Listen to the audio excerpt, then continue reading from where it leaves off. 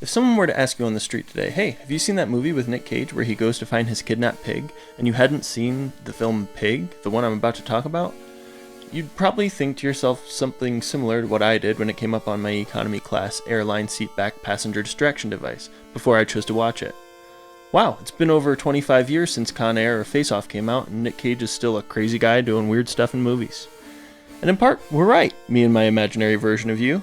There are a lot of really weird scenes in this film, and the premise immediately begs the question why anyone would bother to kidnap a pig. But what this film hides behind its seemingly goofy premise are deep questions about what it means to know yourself and see others for who they are.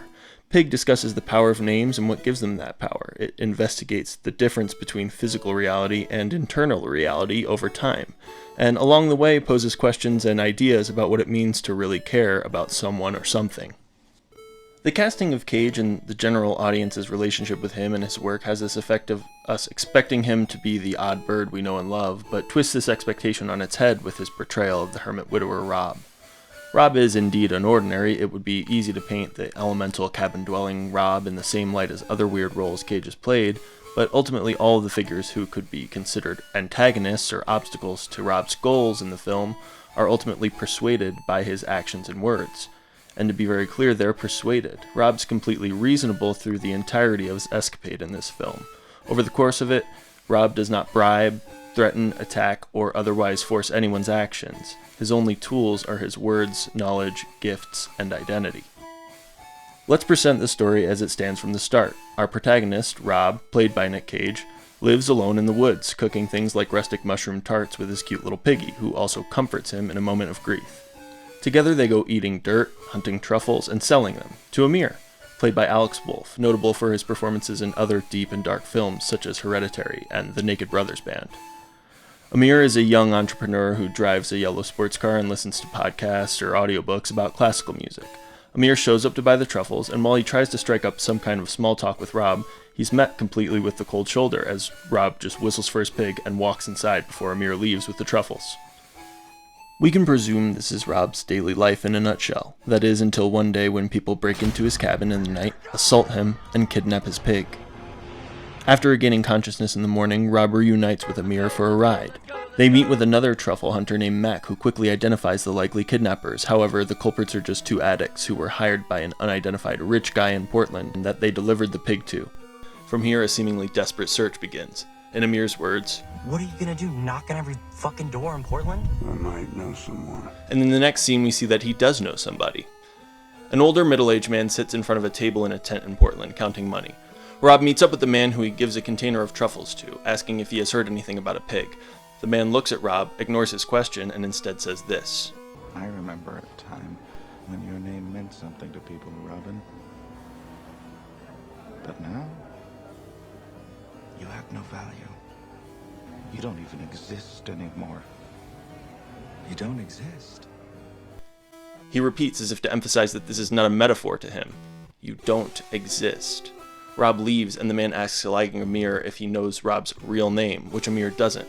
But when Amir meets Rob outside, he has figured something out, asking Rob if the man was someone named Edgar, and asking Rob incredulously how he, of all people, could know someone like Edgar, who seems to hold some sort of unspoken power in Portland. Rob ignores Amir's questions about the man's identity and describes Edgar as only seeing your name and that he runs fights for restaurant workers. This is where the idea of names and their power get brought up in the film. Quite notably in the previous scene where Rob inquired about the pig, it's apparent that Edgar recognizes Rob by face and Amir only knows Edgar by name despite never meeting him. We can presume this since he doesn't know for sure who Edgar is while sitting in the room with him but asks if that was him after exiting. And simultaneously, he doesn't know the name of the guy he's shuttling around to meet a known figure in the city. If I was Amir, I'd start wondering who exactly this Rob guy is, and sure enough, he does wonder, and the reveal comes in the objectively strangest scene in the film, frankly bordering on absurd. Rob leads Amir through a literal hole in a restaurant wall behind a storage shelf, a restaurant that's currently open with people working at it, to Edgar's Fight Club-esque thing, which takes place at night in an old abandoned hotel sub-basement. Can't make it up, but someone did. Anyway, once he enters, Rob goes up to the back wall in the sub-basement and places himself up for a fight of sorts We'll get there, but the key moment here is when he writes his full name, Robin Feld, up on the wall to nominate himself or whatever. And immediately after he does that, people are in a frenzy, bidding to fight him like crazy. It suddenly makes a lot more sense what Rob means when he says Edgar only sees your name. He's a character who quantifiably profits more if you're in his circle and your name has any power to it.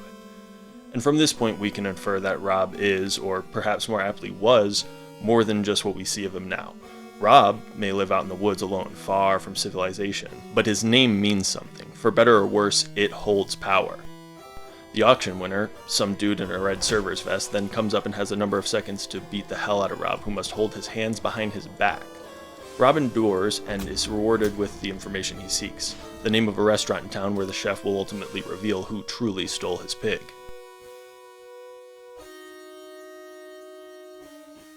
Something about these two scenes that strikes me is that Rob is nobody to Edgar, not worth the breath it would take to say one word in assistance. Or, maybe selfishly, Edgar willfully disregards Rob in hopes that he'll do exactly what he ultimately does. But in any case, Edgar does see Robin Feld. To him, Rob doesn't exist, just like he said. But Robin Feld is real because that name commands power. Not just in this scene, and not just to Edgar, but in multiple later scenes with almost a dozen other characters as well. For instance, after receiving the name of a restaurant from Edgar, the ensuing scene sees Amir try to get a business associate to score him a lunch reservation. This proves difficult until he mentions that he'll be bringing one Robin Feld with him. My friend is Robin Feld. Again, toward the end of the film, when Rob asks Amir to get supplies for the dinner they serve to his father, Amir is unsure that he can get all the goods until Rob reassures him. I can't get all this stuff. Check in with the names. Tell them you're with me. You want me to use your name? There are other smaller nods to this, such as when Amir implores Rob to tell Derek Finway his name, not realizing Rob knows that Finway will recognize him from their past. Tell him who you are. Come on, tell him.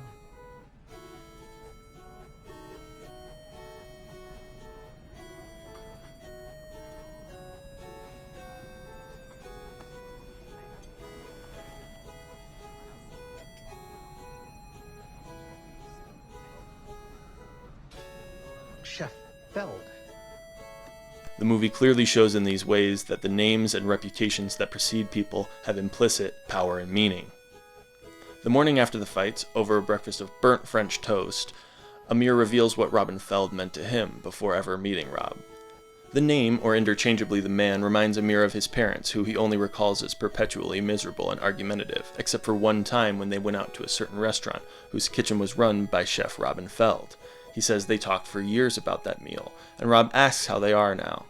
Amir compares his parents, saying that his mother sadly committed suicide, citing it as some sort of foregone conclusion that, as he quotes, people like her are bound for.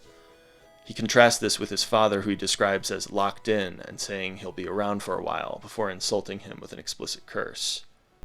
Rob responds by saying, "We don't have to care," and then after a long pause dramatically describes a catastrophic earthquake that is due to come to the west coast soon, flattening everything. 10,000 years ago, we would have been under 400 feet of water. Every 200 years, we get an earthquake right along the coast. One's coming up. When the shock wave hits, most of the city will flatten. Every bridge will fall into the Willamette. So, there's nowhere to go, even if we could. Anyone who survives that is just waiting. 5 minutes later, they'll look up and they'll see a wave 10 stories high. And then all of this, everyone, it's all gonna be at the bottom of the ocean. I can. Why might they include something like this seemingly radically unrelated and dark story of repetitive cataclysm in this plot? I think that the key to this story of repetitive cataclysm in terms of the movie's narrative is the waiting. The story, while true to the natural world, it's meant as an allegory for the grief of loss. The initial earthquake representing the loss, and the survivors waiting representing the time spent without them, ending in their own, of course, inevitable death. So yeah. With that in mind, let's talk about the twist to Amir's story about his parents. Of course, in a later scene, we see that Amir is lying about his mother, who is actually infirm but alive after what I assume to be an attempted suicide based on his lie and description of his parents. To a first-time viewer, this seems likely like a very strange choice as a scene and a plot point to include. That is, until a scene toward the very end of the film, where after discovering that the pig unfortunately had died by accident during its capture, Rob and Amir have this short conversation in a dimly lit diner that takes up almost the entirety of the scene. What are you thinking? I was thinking,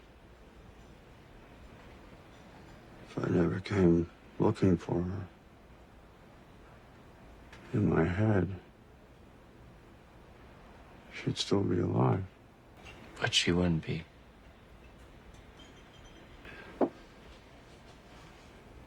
No, she wouldn't. This conversation is extremely poignant in the light of reality that the film shines on Amir's mother. It doesn't matter if or why Amir lies, saying that his mother's dead. It will not kill her any more than Rob not looking for the pig would have saved the pig. Not knowing something isn't the same as it not happening. Put another way, the proverbial tree that falls in the forest does make a sound, and when you see it laying there and decaying, you shall know that it did so. Prior to this point, the film has already made similar note of the difference between knowing who someone is and knowing someone's name, after all. It's there in Amir's relationship with Rob in one direction and his relationship with Edgar in the other direction. One is a partner he knows, the hermit truffle hunter Rob, but doesn't know his real name, which in turn reveals a storied past, a past that tangentially intertwines with his closest family. The other, Edgar, he has never met or spoken to, but he knows by name, presumably through the grapevine of gossip in the restaurateur circles in Portland. And while Amir's mother is the most clearly portrayed example of this question of reality and perception, she isn't alone. There are a lot of other examples of this dichotomy hidden within the story of this film, some that I didn't notice until my third or fourth watch of it, and I want to talk about some of them.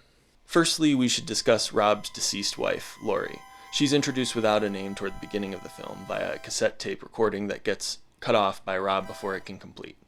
At that time, all we know is that there is a young woman whose memory brings sadness to Rob. That could describe anything from an estranged daughter to an ex-wife to a lost mother. Maybe you look at his emotional response and claim, well, of course, the girl being hurt is dead. But even if that seems obvious to you, we still don't know who's on that tape recording, what their relation to Rob was, any details of what they experienced together, right? All these details are completely obscured to the audience until Amir meets Jezebel, who Rob left his wine collection to and who appears to run the mausoleum where Lori is buried. Lori is almost totally unknown to Amir and to us, the audience. Sure, by the end of the film, the audience and both main characters all know the fate of Lori, but only Rob and a few others truly saw Lori. Amir didn't. We, as the audience, certainly didn't. To us, Lori is a name to a voice on a recording. The bits from Rob's conversation with the baker about their past life shared together with Lori at the restaurant enter tune. We see Lori the way we see many figures who died before our time, only through the stories passed on from those who knew them, only through what they meant to the people they knew. We can't see Lori anymore. Nobody can. We're all temporary and Lori is gone. But we can still know who she was through the words and stories of those she meant something to and who cared about her. There's a point later in the film where Rob has a conversation with the boy playing handpan on the back step of his old house. During the conversation, Rob asks the boy, who lives in the house now, what happened to the persimmon tree, and the boy doesn't even know what a persimmon is. The boy doesn't know what happened to the tree, and it's clear the persimmon tree is gone. Rob would have seen it, and trees don't just up and walk out of backyards. But right before the scene cuts, the boy asks a question that never gets answered. Did it die? And we can assume, like the child in this question, that it did die, and that it is dead, given what we know about trees and how people use them and how long it's been since Rob has lived here. But we don't know what happened to the tree, not for sure. Nobody in the film bore witness to the tree's removal or destruction. Nobody saw what happened to the tree. Nobody really cared about the tree. Even Rob, who presumably enjoyed the fruits of its harvest and remembers it upon its absence, doesn't care enough about the tree to jump into action trying to determine its fate as he does with the pig. And of course he doesn't. It's just a persimmon tree that never comforted anyone or required any more care than a sunny spot and watered earth to grow in. In Rob's own words to Derek Finway, we don't get a lot of things to really care about. Rob embodies this mantra as a character to the extreme. He finds so little to care about, particularly after the loss of his wife, that he's relatively content in a shack in the woods with just an animal companion whom he adores. One could easily try to lump the pig in with a persimmon tree. There are plenty of them, even truffle pigs. You can get a new one, like Amir suggests, at multiple times in the story. But, of course, pigs are animals, not plants, and as such, they're sentient and capable of perception and emotion, and we see that at the start of the film. The pig's worthy of Rob's adoration and care, as we see she not only does well hunting truffles, but also comforts him after seeing him express sadness after listening to the cassette tape of Lori. Even though it's not till the end of the film when Rob exclaims plainly to Amir that he loves his pig, we as the audience already know this to be true because we've seen it. Nobody could watch any 20-minute portion of this film without knowing for a fact that Rob loves his pig and will do anything to get her back. So of course, we can't deny that Rob truly loves and cares about his pig. It's clear as day. It's never been about what the pig can do for Rob. It's about the pig being the object of his love and care. But despite Rob and the audience knowing this undeniable truth, it still needs to be shown to everyone in the film, from Mac to Edgar to Amir to his dad. They can't see what's so special about the pig until they see how special the pig is to Rob. Rob's love makes the pig special. A single individual's care for something or someone brings it meaning. And living true to yourself, or being real, is a matter of pursuing honestly the things that you love and care for. With all that in mind, let's think back to Amir's mother, who originally led us to look at these other characters in this light. Hers is a fate known by a seemingly scant few, and Amir chooses to lie about what truly happened to her in reality. We kind of know Amir deeply cares about his mother. He goes and tells her that he met the man who made that dinner and that she might like him if they could meet. Notably in the scene, a nurse arrives asking if he wants to see her. Despite his declining response, Amir does see his mother here as the nurse enters and leaves the door open. This choice seems very intentional in the light of the scene at Finway's between Rob and Derek, with all the discussion of nobody truly seeing Derek because he won't show them. Amir doesn't get to choose not to see his mother as she is. He's already seen her true destiny, no matter if he hides it or denies it in the company of others. Denying reality like Amir does with his mother doesn't only fail to change reality, but it also doesn't take away the emotional toll. It just changes the way that toll is taken. By not sharing the reality of the situation with Rob, someone who he seems to truly care about by the end of the film, and by our standards we can say that he truly cares about him, Amir unintentionally, or maybe intentionally, chooses to carry that burden on his own. After all, like Amir says at the diner, not knowing if she was dead doesn't change that she dies, just as Amir claiming his mother died doesn't make her any less alive. And I for one agree with Amir in terms of looking for the pig, for sure. It's obviously the only reasonable thing to do when you love something, to pursue it, to make sure that it's okay. If Rob never went searching for the pig, where would that have left him anyway? Yeah, maybe in his head she'd still be alive, sure, but just as likely are the million other possibilities of occurrences to the pig that would poison his mind, not least of which might be, maybe I could have saved my only friend if I'd just gone looking for her. It's not right to ignore reality for the sake of so-called comfort. It's possible that you think that this is all in my head, that this definitely isn't an intention, or it's just a weird coincidence. If that's the case, I have one little trick up my sleeve, and her name is Marge. Who's Marge? Can I help you? Is Marge here? Marge died 10 years ago. Oh. That's right. Marge was dead, but she wasn't dead in Rob's head, was she? And this is only 15 minutes into the movie, literally right after the pig gets kidnapped. and presumably dies. Why include this, if not to be a nod to this idea of mental and external reality being incongruous across time? I think with these stories of the characters' loved ones within, the film is showing it's in favor of facing reality and coping with emotional hardship in the company of friends and family, as opposed to ignoring and suppressing emotion or seeking wrathful vengeance. I mentioned the second part both because of Amir's father's behavior throughout the film, but also because it's remarkable to me that in my first time watching, the whole time I was waiting for the moment when Rob would just go John Wick on somebody to get his pig back. At the start, they kind of zoom in on a knife that he stabs into a table. It never ends up drawing blood throughout the whole thing. Even at the end, when they're eating the dinner together, I remember thinking to myself, oh, maybe he's going to poison Amir's dad. But from the zoomed out view, the film actually seems to be in diametric opposition to that idea, especially considering that Rob literally signs up to get the shit beat out of him in order to find his pig. Rob has a lot of emotion, and he does show some of this emotion, but never in a violent way. He chooses to express his emotions in his words and actions.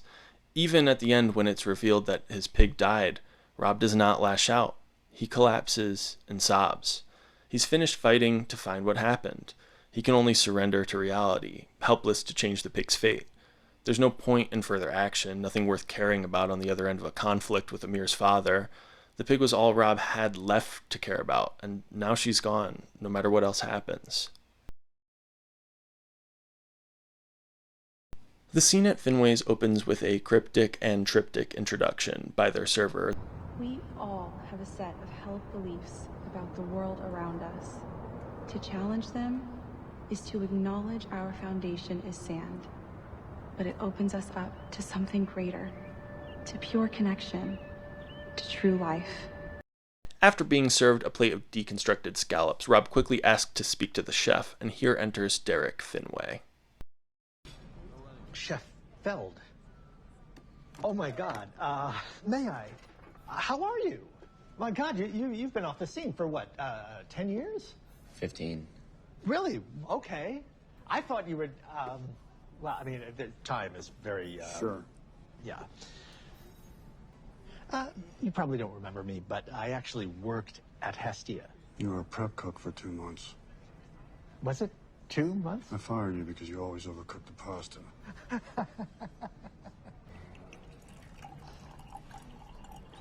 So do you know about the pig? So why do you want a pig? It's my pig. Oh, okay. Someone stole it. I'm running a business here, and people have expectations. Critics, investors, so forth. What is the concept here? This is the kind of cooking you like? It's cutting edge. It's very exciting. Exciting. I mean, everybody loves it. You like cooking it? Absolutely. Derek, what was it you always used to talk about opening and wasn't at a pub? Everyone loves it here. This is a huge success. Why didn't you open your pub? I don't know that I really wanted. I mean, it was just such a long time ago. When I fired you, I asked you what you wanted to do. You said you have a few rooms upstairs. A real English pub. Did I say that? Yes.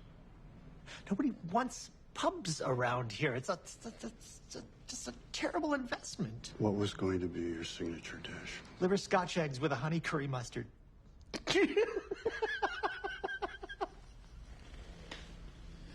They're not real. You get that, right? None of it is real. The critics aren't real. The customers aren't real. Because this isn't real. You aren't real. Okay. Derek, why do you care about these people? They don't care about you. None of them. They don't even know you. Because you haven't shown them. Every day you'll wake up and there'll be less of you. You live your life for them, and they don't even see you. You don't even see yourself.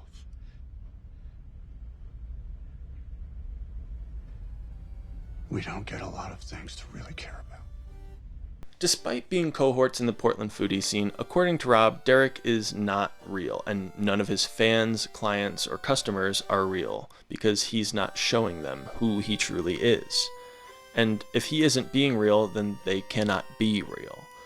Rob pursued his passions. He loved and lost and cared about what he cooked, and never held back those truths. Derek sought only the approval of others and to meet their expectations, to build their ideas and cook their food.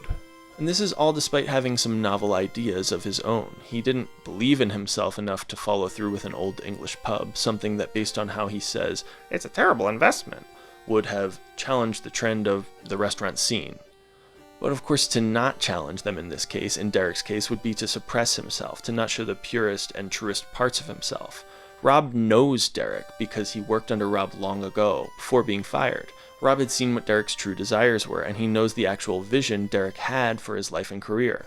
Derek too clearly remembers his vision of what his restaurant would be, based on his reactions to Rob's prodding about if this was the cooking he wanted to do, and if he liked it. He even remembers right away what his signature dish was going to be when Rob asks him. It was all so very real in Derek's life, but it never came to be, thanks to his deference to the desires, approval, and expectation of others. Derek couldn't achieve the connection to true life that Rob evidently has, since he has not been true to his own identity. He's left his true self by the wayside to meet the desires of people who don't care about him or even know him. Hey, you see those people? Yeah? Well, those boobs and jerkwads are the best friends you'll ever have. Without them, you're nothing. Remember that. The most important thing is you gotta give the people what they want. Even if it kills you. Even if it empties you out until there's nothing left to empty. No matter what happens, no matter how much it hurts, you don't stop dancing, and you don't stop smiling, and you give those people what they want. Derek only shows the world who they want him to be, but that doesn't make that him. That isn't Derek Finway. Deep down, he knows this, and the few who truly know his life, like Rob, know as well. There are several damaged men in this movie, namely the entire main and supporting cast. But Finway is the only one who's directly done this damage to himself, completely. He stopped thinking about what he really cared about at some point, and now he suffers every day for it in silence. As Rob says to him, the way Derek lives his life, every day there will be less and less of him, until there's nothing left. Compare this to the baker, who used to work for Rob before he handed down his restaurant to her. The baker knows who she truly is, and after a few years waiting to see if Rob would take back the restaurant, she converted it into a bakery. It's quite simple as she states to Rob, "I'm a baker, you're a chef." And Rob takes no offense to this. The baker knows who she is, and like Finway, she also has a signature recipe, but one that she stayed true to, and the same one Rob needs to complete the meal that he serves to Amir's dad, a salted baguette. The difference, of course, being that the baker baked it 15 years ago, and she still bakes it at the time of the movie, whereas Finway never even took the chance to serve his own signature dish. The scene at Finway's is what made me want to write this essay, not just to talk about the scene, which in my opinion is masterful in its writing direction and acting, but because I find it actually really easy to empathize with Derek Finway. I know that there's so many among us, myself included, who often feel like we're just doing what others expect of us, that there's more of ourselves that we could show the world, but every day there's a little less of each of us, one less chance to be ourselves. In a morbid sense, this is true. Each night we lay our heads to rest, we wake with another day past and one less going forward. The scene at Finway states clearly that each of those days we spend not being true to ourselves and true to what we care about and who we care for is a loss and a shame. And people should be honest with themselves and others about what matters to them. We don't have to care, but what is truly spectacular in our life is what it means when someone truly does care. Thanks for listening.